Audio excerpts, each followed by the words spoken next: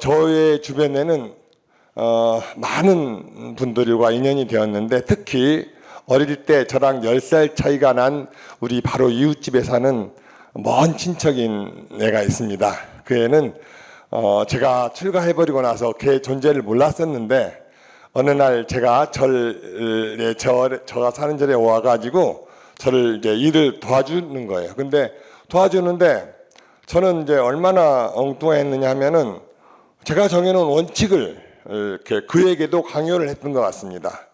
예를 들면은 그는 밖에서 철거업체의 직원으로 건물 철거라든가 그런 걸 하고 다녔는데, 그러니까 대단히 약간 거칠고, 그에게 물어봤더니 자기는 막 깨부시는 게 재밌다는 거예요. 그래서 어떻게 깨부시는 게 재밌노 했는데, 그는 이제 담배도 많이 피고 술도 소주가 기본이 2병, 하루에 2병이에요. 그리고 이제 맥주도 음료수를 생각하고, 그래서 야, 너 절에서 이렇게 일해주고 일하는데 담배랑 술은 좀 끊어라 그랬더니 며칠 끊다가 다시 피더라고요. 그리고 이제 어쨌든 그는 제가 놓은 원칙에 많이 어긋나서 맨날 만나면은 이제 저의 먼 친척이기도 하고 나이가 10살 아래이기도 하고 어렸을 때부터 같이 자랐던 애기 때문에 내가 막 뭐라 하겠어요. 막 뭐라 해서 이제 일테면은 구박이나 궁시렁거린 거죠, 제가. 그래서 저랑 가랑은 별로 이제 친하지도 않고, 근데 걔는 묘하게 제가 이렇게 구박을 해도 이렇게 자주로 와요. 한 5년 주기로 와서 또 한 달, 2달씩 있다 하고, 돈을 얼마 줘도 많다는 소리도 않고 안 줘도 뭐라고 하지 않아요. 참 특이하죠. 그러다가 어느 날 제가 우연히 우리 이웃절에는 산속에다가 작은 암자를 지었기 때문에 그 인근에 산작약이라고 하는 아주 하얀 탁구공 같은 하얀 꽃이 피어 있더라고요. 그래서 야, 서로야, 그 절은 우리 절보다 작은 암자인데 나는 꽃을 내가 더 좋아하는 것 같은데 우리 절에는 그런 백작약이 없다 했더니 걔가 싱긋이 웃더니 어디를 갔다 와요. 하루 종일 갔다 오더니 그거를 구해왔어요, 산작약을. 그러니까 저는 그때 이렇게 놀랬어요. 왜냐? 저는 구할 수 없는 그런 사람이었고 생각도 못했는데 걔한테는 간단히 구해오는 거예요. 그리고 1년 있다가 또 이제 걔는 내 주위에 와서 초파일 때 무대를 설치해주고 초파일 등줄을 쳐주고 일을 해주는데, 역시나 여전히 담배도 피고 술도 마시고, 저는 담배 좀 적게 펴라, 쓰레기 좀 버리지 마라 해도 걔는 듣는 둥만도 취하리만 해요. 그리고 이제 이번에는 제가 뭐라 했냐면은, 야, 서로야, 그 전에는 그 꽃이 새송이가 피었단다 그랬더니 씩 웃으면서 이번에도 어디를 또 갔다 오더니 꽃을 무려 4뿌리를 구해왔어요. 저는 그때 깜짝 놀랐습니다. 왜 그런가 하면은, 여러분, 우리들의 고향은 어디일까요? 우리들의 고향은 한번 고향을 생각해 보신 적 있습니까? 물론 부산이거나 서울이거나 그런 고향 말고 우리가 어머님으로부터의 몸을 받기 전에 우리는 어디 있다가 이 세상에 온 것일까? 한번 생각해 보시죠. 잠깐만. 내 고향은, 한번 해보세요. 내 고향은 어디일까? 나는 어디서 왔을까? 나는 왜 왔을까? 한번 생각해 보시죠. 생각하시고 스님이 이겁니다라고 하시는 분 한번 말씀해 보시죠.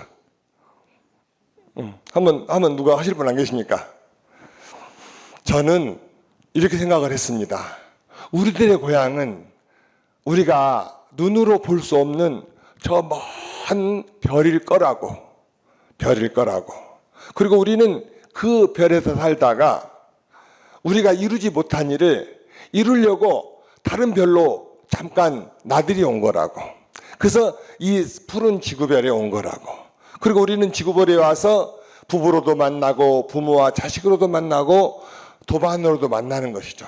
그는 먼 별에서 와서 저의 소원을 이루어주는 그런 사람인 걸 제가 깨달았습니다. 그는 지금도 제가 사는 절에 와서 초파일 때 무대를 이렇게 다 설치를 해주고, 제가 못 고친 건 걔가 다 고쳐주고, 그는 저한테는 옛날 유명했던 맥가이버 그런 사람처럼 모든 걸 해결하는 사람이었어요. 그래서 저는 그를 통해서 우리는 이 생에 왜 만났냐 하면은 내가 아직 알지 못하는 서로의 소원을 이루어 주려고 만난 사이구나라고 한번 합장해 보실까요? 우리는 아직 내가 잘 알지 못한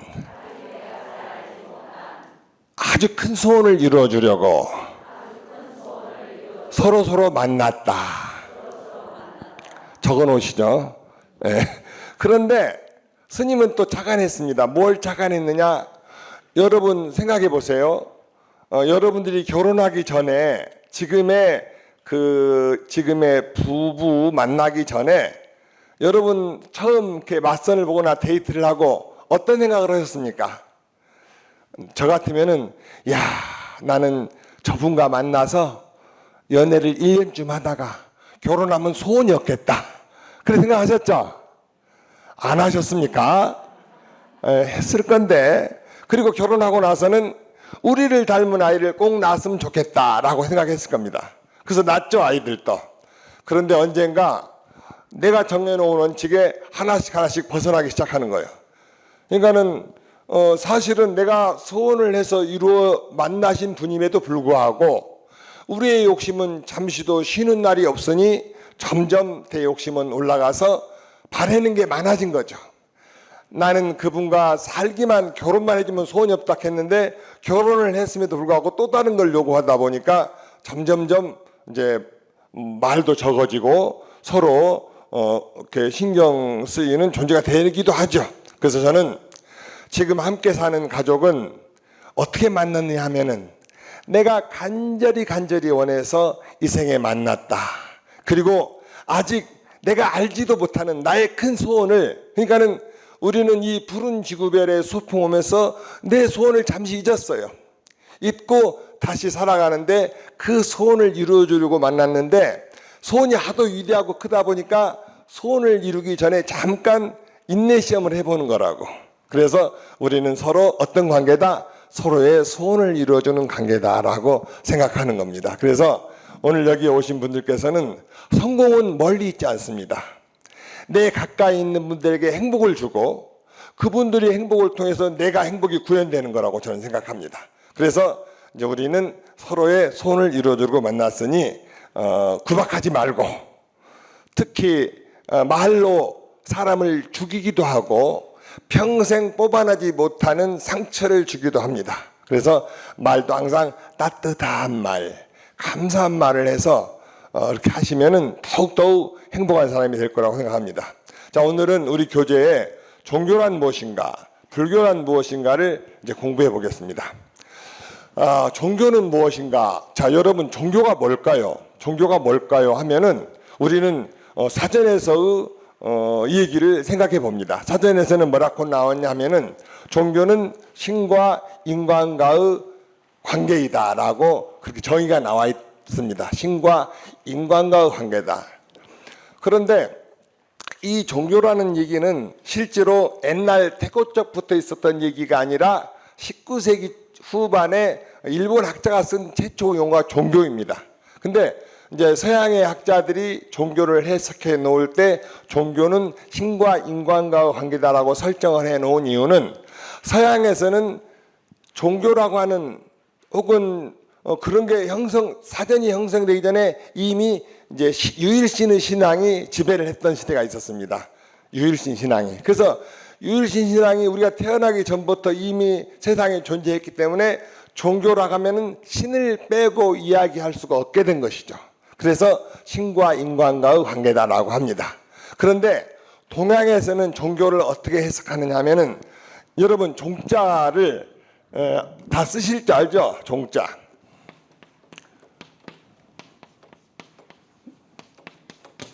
이 종자가 무슨 종자예요? 마루종. 해보세요. 마루종. 마루종. 이 마루종이라고 하는 것은 가장 크다, 높다, 최고다, 그런 의미가 포함되어 있는 한자입니다. 근데 그러니까는 가장 크고 높고 위대한 것의 가르침면은 무엇을 그렇게 우리가 그러면 무엇을 종교라고 해야 될까요? 그러니까 동양에서의 종교는 가장 큰 가르침이다라고 얘기할 수 있는데 여러분들께 있어서는 무엇이 제일 큰 문제입니까? 무엇이 제일 큰 문제입니까? 어떠세요? 자식의 미래가 큰 문제일까요? 어떻습니까? 그렇죠? 행복해야 되니까. 그보다 더 큰 문제는 뭘까요? 그보다 더 큰 문제는 우리네의 삶에서 살고 죽는 문제입니다. 아무리 힘든 시련이 올지라도 우리가 죽지만 않는다면은 한번 견뎌볼 수 있는 거거든요. 그래서 제가 말하는 가장 큰 문제, 가장 큰 가르침은 삶과 죽음의 문제이다. 그렇게 생각을 합니다. 그래서 여기 오늘 공부하러 오신 분께서는 죽음 외에는 어떻다? 다 이겨낼 수 있다라고 생각해 보시는 것이죠. 그래서 저는 이제 한번 따라서 해보세요. 합장하시고, 우리에게 있어서 가장 큰 문제는 뭐다? 삶과 죽음의 문제다. 그래서 종교는 삶과 죽음의 문제를 해결해 주는 것이다 라고 저는 설정을 했습니다. 그러면 여러분, 철학이나 사상은 무엇일까요? 철학과 사상과의 종교와 다른 점은 무엇일까요? 저는 제가 추정할 때 철학이나 사상은 사후 세계를 크게 다루지 않습니다. 어느 한 목표를 향해서 행복이면 행복에 대한 어떤 사상이면서 그걸 계속 추구해가는 과정이고 답을 찾아가는 과정이 철학이나 사상이다라고 생각을 합니다. 근데 종교는 사후 문제를 다루고 있어요. 예를 들면은 불교에서는 우리가 이 생을 살다가 가면은 극락이라고 하는 세계가 있다라고 극락 세계를 얘기합니다. 또 기독교에서는 하느님의 나라로 간다고 합니다. 그래서 이제 종교와 다른 사상과 주의 그런 것과 다른 점, 철학이나 다른 점은 종교는 사후 세계를 다루고 있다라고 하는 것이죠. 그러면은 한번 생각해 보겠습니다. 여러분, 지금 우리는 부산이라고 아주 큰 대도시에 사시는데 아주 옛날에 저는 추정을 합니다. 이제 이렇게 산이 있었겠고 사람들이 여기에도 몇 명, 여기에도 부락을 이루고 살았을 거라고. 그럴 수 있죠. 뭐 예를 들면은 아주 원시 시대에. 그런데 이제 살다가 봤는데 어떤 일이 있었냐면은 막 큰 비가 억수로 쏟아져 가지고 마을을 이 계곡 근처에다가 마을을 형성하고 움집을 지고 굴수에 살았는데 이게 무너져서 쓸어가고 막 상처를 입고 큰 사고가 났어요. 이때 사람들은 무섭다. 무서운데 우리 아버지나 큰형님이 제일 센 줄 알았는데 그분들이 이거를 해결할 수 없고 오히려 피해를 당하더라 해서 생각을 했을 것 같아요. 제 생각에는 그러면은 우리 저 뒷산에 산신님이 계실 것 같아. 산신님한테 한번 기도해 볼까? 라고. 또 큰 바위에다가 기도해 볼까? 또 큰 나무에다 기도를 해보자. 혹은 하늘에 있는 태양한테 기도해 보자. 그렇지만 또 하나는 그냥 하늘에다 한번 해보자. 그래서 생긴 것이 저는 샤머니즘은 어떤 우주에 정령이 있다라고 생각해서 눈에 보이지 않지만은 하늘에 있는 신에게 기도해서 샤머니즘.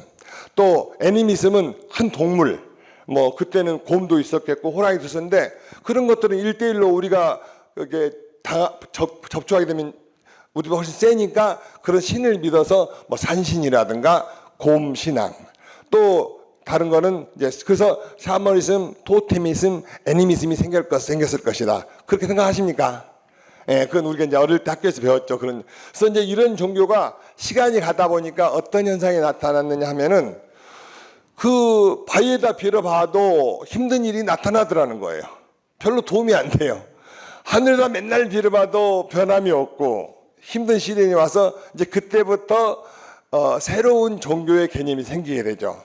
그러면은 더 좋은 이제 고등 종교가 현대의 종교로 발전하는 과정이라고 봅니다. 그래서 종교는 이제 이런 걸로 볼 때 종교는 누가 만들었다? 사람이 만들었다. 그러니까는 여러분께서 오늘 기억하셔야 될 것은 자, 종교는 우리 사람이 만들었다.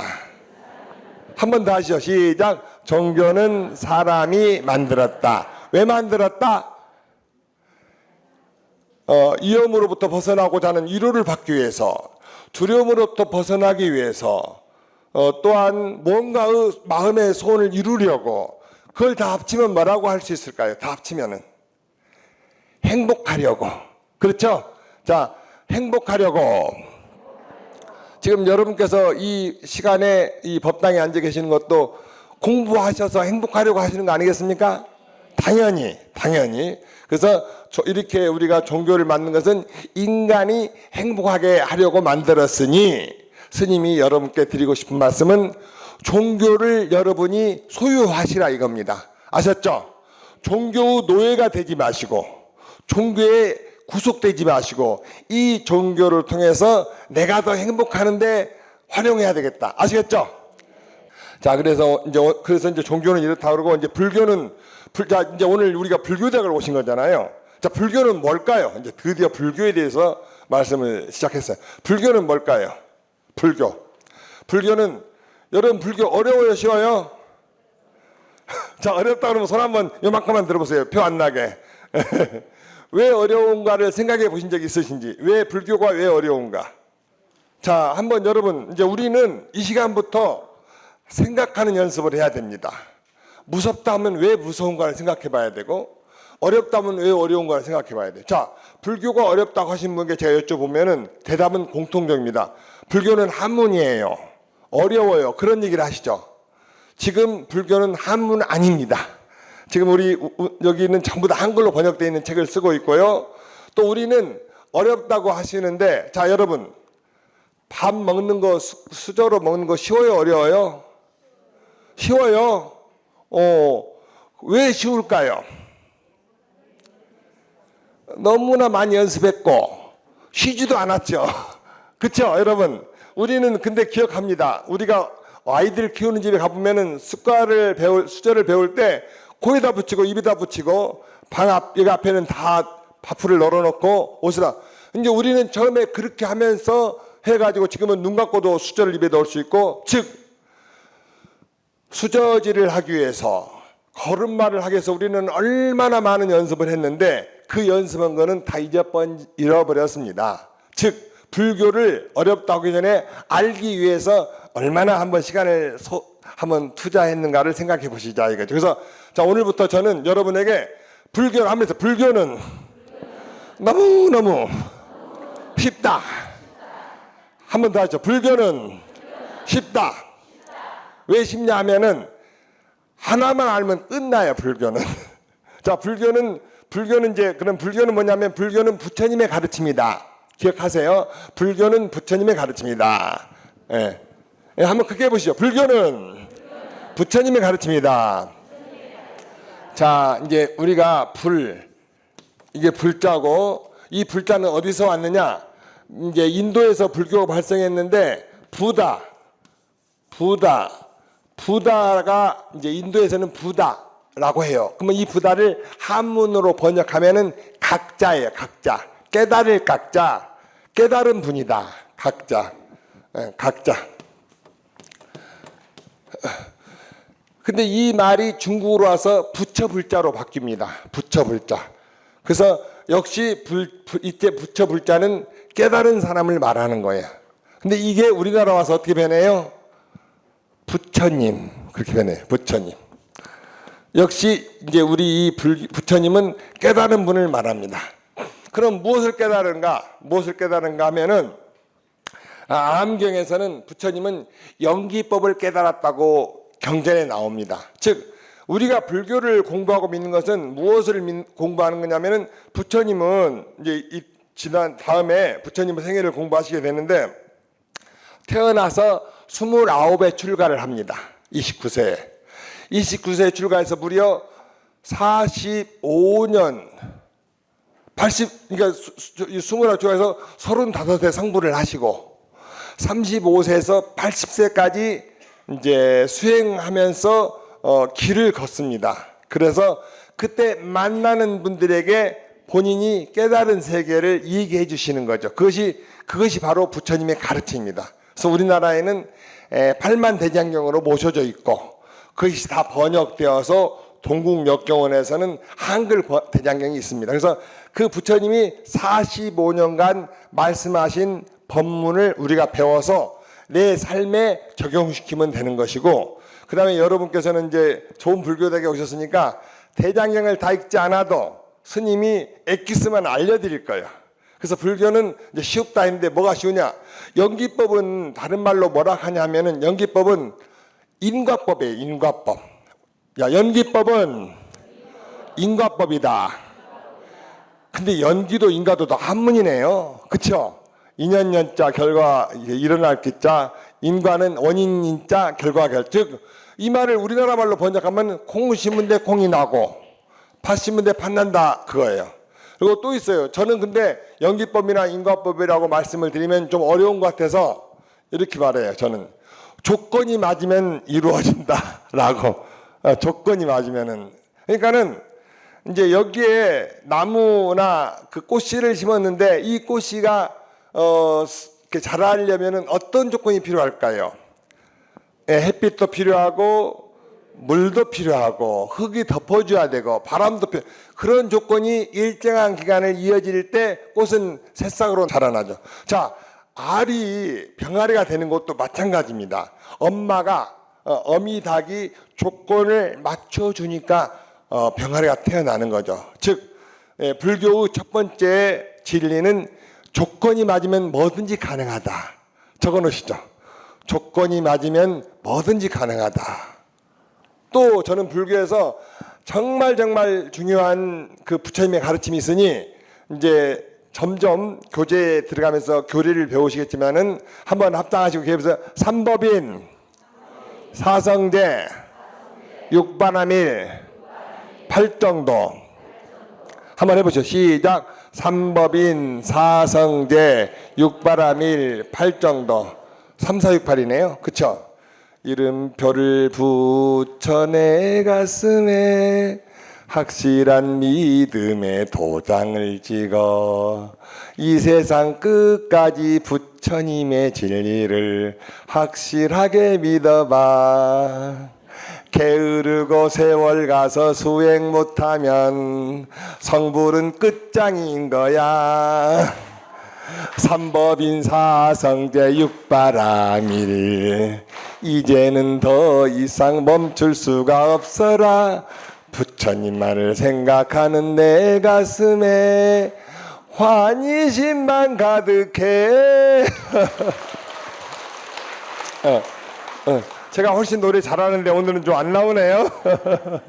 자, 그래서 우리가 삼법인 사성 육반의 팔정도가 있는데 삼법인이 제일 중요한 부처님의 기초 가르침이에요. 그래서 얼마나 중요하냐면은 세 가지 법의 도장이다. 세 가지. 그러니까 도장은 변하지 않는 것을 의미하잖아요. 계약서를 찍을 때 도장을 찍는 것은 이건 절대 안 변할 거야 라는 그런 상징으로 도장을 찍는데 이 불교에서 이 도장이 중요한 걸 인지를 하고 세 가지 법의 도장이라고 했습니다. 그래서 세 가지 법의 가장 중요한 진리가 뭐냐. 첫째는 한문어로는 재행무상입니다. 재행무상. 재행무상. 오늘은 재행무상만 기억하시면 좋겠어요. 재행무상만. 그러면 재행무상을 번역하면 뭘까요? 재행무상 번역하면은 우리 스님이 아시네. 모든 것은 변하고 있다. 재행무상은 모든 것은 변하고 있다. 그러니까 이제 오늘 이 공부하러 이 정말 우리는 중요한 시간을 내지 않았습니까?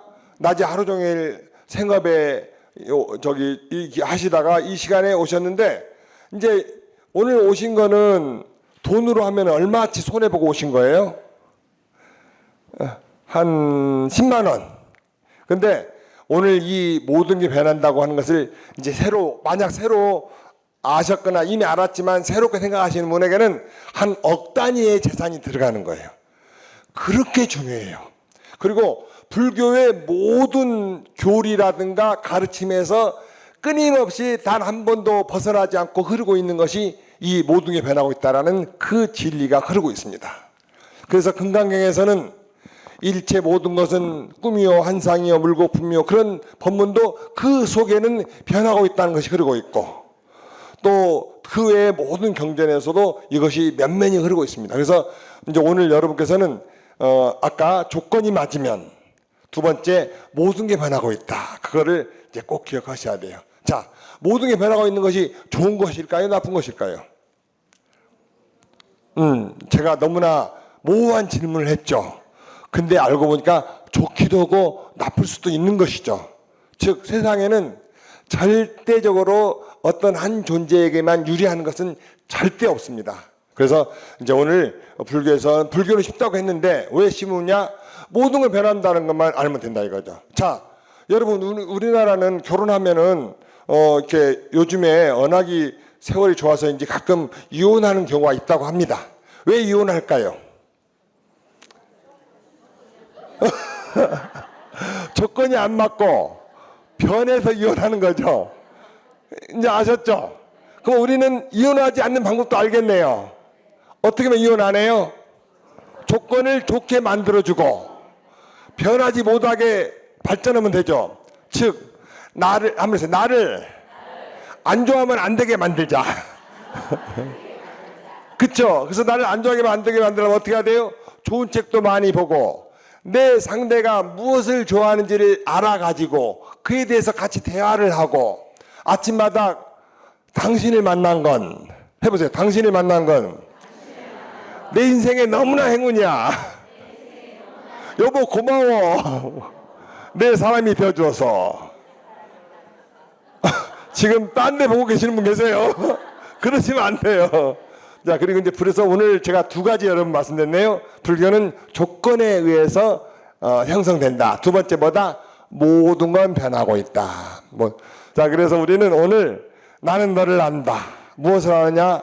지금의 너는 나랑 최고 친구지만 아직까지는 조건이 맞아서 친구고 돈이라 하는 요물이 들어가면 조건이 변형될 수 있다.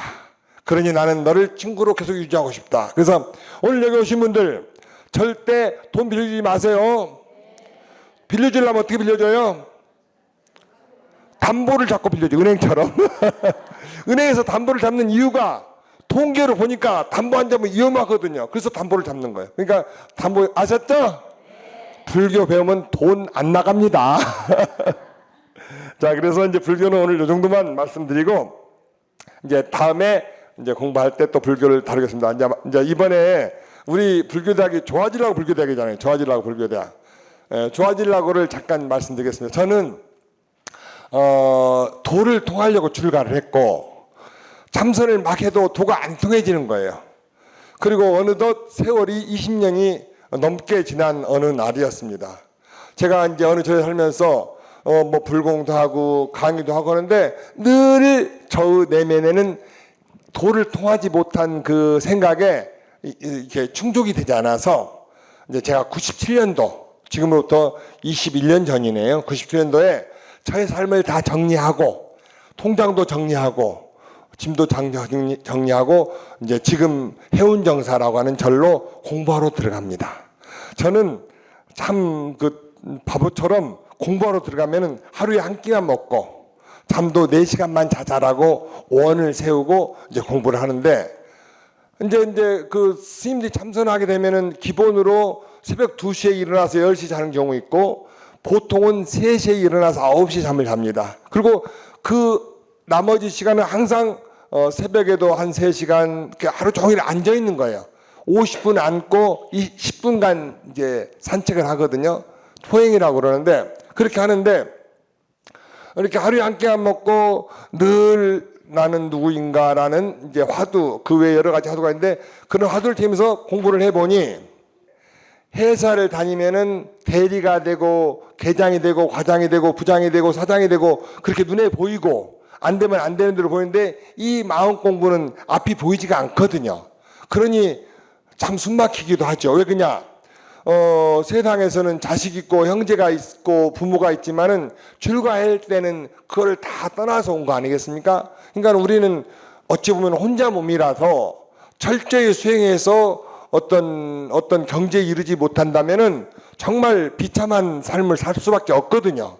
그러니까는 오직 출가한 사람은 수행이 답이에요. 공부가 답이에요. 그래서 저는 열심히 공부하니까 어떤 현상이 나타나냐면은 어렸을 때 축구하다가 다친 무릎이 아프더라고요. 그리고 또 이에 그 칼슘이 부족하니까 이가 금이 가고 두통이 오고 학교 다닐 때 조회를 할 때 친구 하나가 등 뒤를 손바닥으로 얼마나 세게 때렸는데 그 친구는 장난이지만 저는 그때 아무 준비 없이 맞다 보니까 이게 절리는 거예요. 그래서 몸의 사방이 아프더라고요. 그래서 이제 여러분 이 말씀을 드리는 것은 일부러 다치려고 하거나 그런 건 아니겠지만은 어렸을 때 되거나 큰 사고는 부모님이 잘 보호해서 이제 안 일어나게 하면은 나이 먹어서도 덜 고생한다는 생각이 들어갑니다. 그래서 그런데 그런 아픔이 한 보름 정도 지나가면은 혼자 낫더라고요. 혼자. 그 어떤 두통도 낫고 다 그러는데 제가 유일하게 낫지 않는 부분이 이 손목이 이제 이렇게 계속 아파요. 손목이. 그래서 하도 아파서 왜 손목이 아플까라고 생각을 해봤어요. 자, 손목이 왜 아플까요? 여러분의 답은 아플 수 있는 조건이 맞아서. 그렇죠. 좋아지려고는 좀 빨리 나오신 거예요. 아직은 나오면 안 돼요. 그래서 왜 손목이 아플까라고 생각하고 저는 스님이니까 이 손목으로 전생에 나쁜 일을 많이 했을까? 뭐 동물을 죽였을까? 아니면 나쁜 일을 했을까라고 생각했는데 그래도 여전히 손목이 아파요. 또 생각을 했어요. 왜 손목이 아플까? 그리고 자세히 보니 이 손목이 뜸뜬 자국도 있고 또 툭 튀어나왔어요. 그 통풍이라고 튀어나와서 그래서 저는 왜 아플까라고 이제 잠선하면서 그 생각을 하는 거예요. 그러다 생각하기를 이렇게 생각을 한번 해봤어요. 한 달 이상 고민하다가 이 손목이 내가 착하게 수행만 하고 열심히 기도하고 사니까 이제 좋아지려고 그러는가 보다 생각했어요. 자, 그 다음 날 좋아졌게 안 좋아졌게요? 좋아졌다고요? 정말 아이러니컬하게도 그 다음 날 더 아프더라고요. 이 배신감. 생각을 하는 거예요. 이제 명상하면서, 물론 이제 명상하면서, 뭐야, 손목이 더 아프잖아. 왜 더 아플까? 라고 하다가 생각을 또 했어요. 그러니까 여러분, 말을 많은 것은 은이고, 침묵은 금이라고 하죠. 침묵은 금이고, 웅변은 은이다라는 말이 있는데, 혼자 많은 명상을 하는 것은 자기 내부를 들여다보는 것이고, 깨달음으로 가는 거라고 우리 지난 시간에 말씀드렸죠. 예, 그래서 또 생각을 했더니 이런 생각이 떠오르더라고요. 어떤 생각이 떠오르냐? 그러니까는 이제 좋아지려고 그런가 보다 했더니 그 다음날 더 아파서 생각하기를 백담사에서 오세암으로 해서 봉정암을 갈 때는 봉정암 가까이 가서 아주 힘들 때 무슨 고개가 하나 나옵니다. 깔딱고개. 왜 깔딱고개예요? 숨이 깔딱깔딱해서 저는 생각했어요. 오늘 이 손목의 아픔이 오늘 깔딱고개인가 보다라고.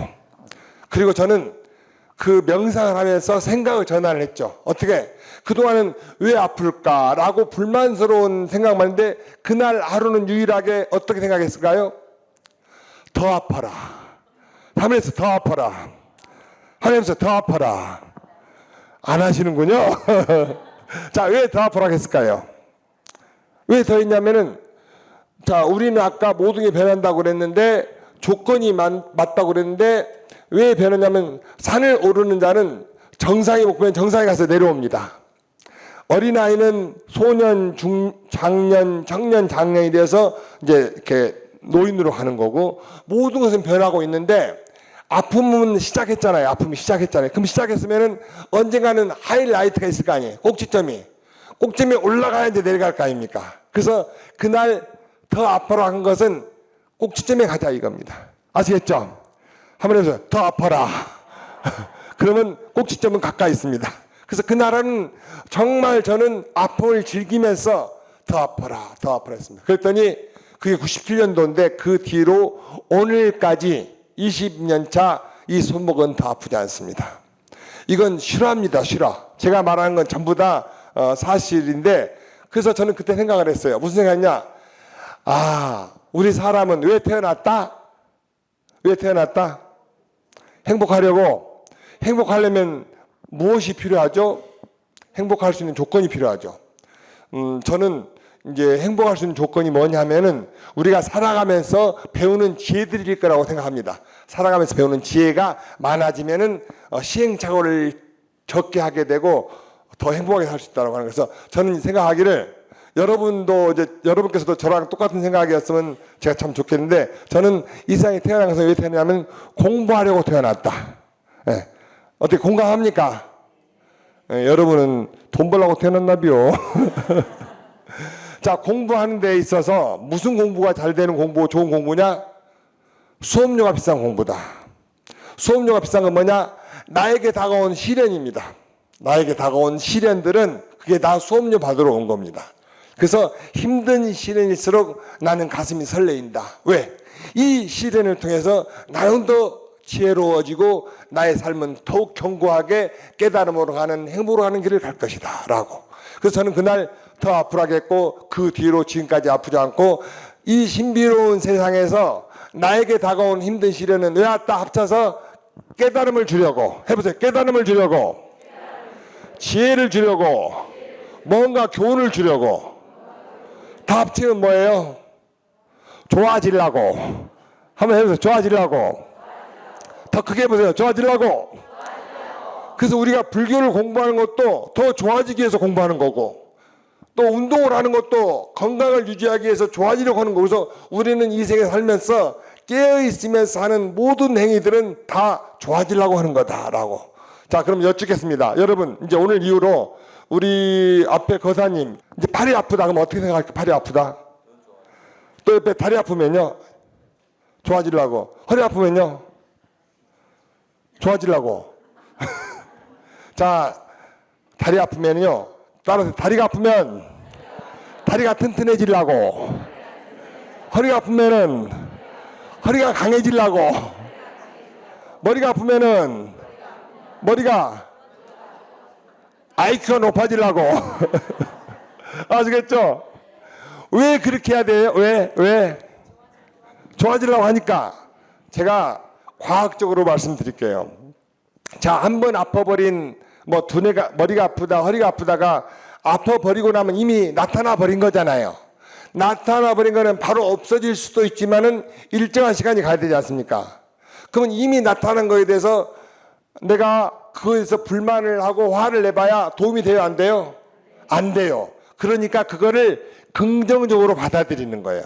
그러면 어떤 현상이 나타나느냐? 우리 몸에는 80쪽에 100쪽의 세포가 있습니다. 근데 내가 웃으면은 그 모든 세포가 같이 웃어요. 또 내 눈에는 안 보이지만 지금 이 허공에도 무수한 무생물과 미생물이 있습니다. 또 무생물과 미생물이 아닌 공기라든가 많은 원소들이 있죠. 이것들도 저를 보고 함께 미소를 지을 겁니다. 그래서 오늘 이 시간 이후로 이제 여러분께서 혹시 힘든 일이 오시면 어떻게 생각한다? 한번 해보세요. 시작. 약해요. 저 보세요. 좋아지려고. 그렇게 하시면 웃잖아요. 왜? 부처님께서도 이미 나타나 버린 일에 대해서는 바꿀 수 없다 그러셨습니다.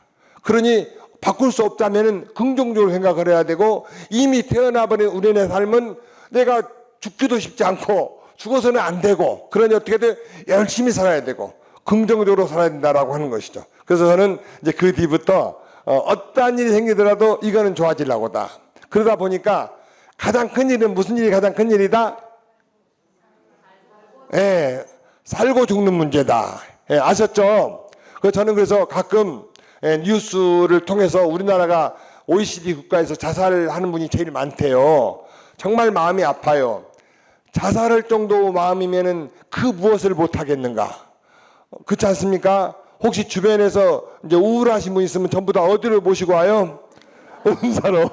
특히 청년들이 우울한 사람은요, 그게 큰 그릇의 후보입니다. 왜 우울하겠어요?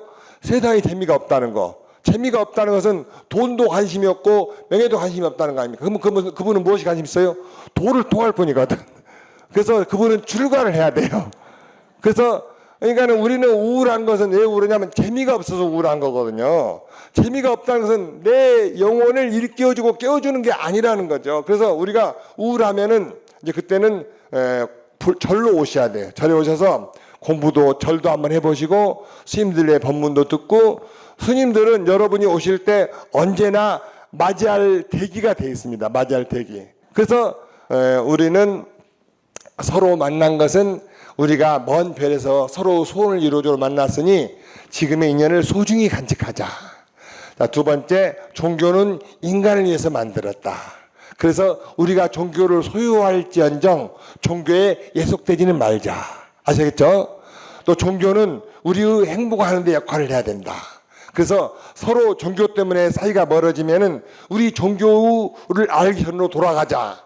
돌아갈 수 있는 사람들은 불교인들인데 유일신 신앙 믿으면 못 돌아갑니다. 한번 믿으면. 그래서 여러분 자녀에게 종교를 선택할 때는 너가 대학 다닐 때 세계적인 역사를 분석해보고 그때 종교를 선택해라.